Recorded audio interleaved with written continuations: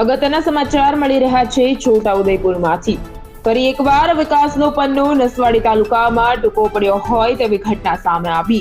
નસવાડી તાલુકાના કુંડા ગામના નોલિયાબારી ફળિયાની સગર્ભાને લાકડાની ઝોલીમાં નાખી પરિવારજનો 3 કિલોમીટર પગપાળા કાચવા રસ્તે ચાલવા મજબૂર બન્યા, જેનો વિડીયો પણ હાલ સામે આવ્યો છે।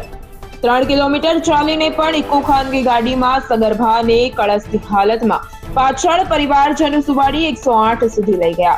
કાચવા રસ્તે 108 આવતી ન હોય, જેને નિશાને ગામે 108 ઊભી હોય અને સગર્ભાને ત્યાં પહોંચાડવામાં આવી।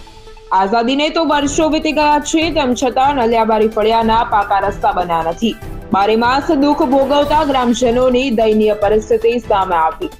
નસવાડી તાલુકામાં અવારનવાર સૌથી મોટી મુશ્કેલી કાચા રસ્તાને લઈ સગર્ભાઓને વેઠવાનો વારો આવે છે।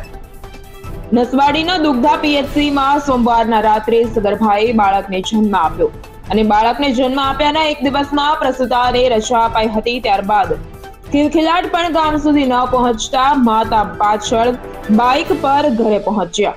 250 થી વધુ ગ્રામજનોની વસ્તી હોવા છતાંય છેવાડાના માનવી સુધી હજુ સરકાર પાકા રસ્તાનો વિકાસ પહોંચાડી શકી નથી। Rehan Patel, GTV news, Chhota Udepur.